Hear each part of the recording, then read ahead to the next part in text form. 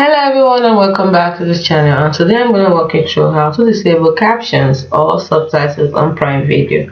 Now this is usually straightforward, but the exact steps can vary slightly depending on the device you're using.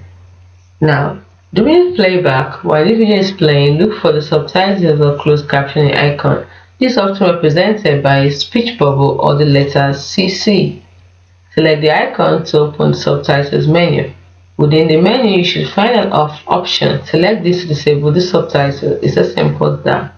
Now, if you're using the web browser, move your cursor over the video player to review the playback control and click the speech bubble icon and select off.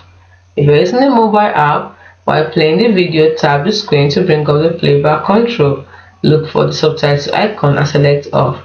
And if you're using smart TV and streaming devices like Fire TV, use your remote control to navigate the playback control, find the subtitles option and select off. It's also possible that some TVs have their own caption settings within the TV's menu, so checking the settings can also be helpful.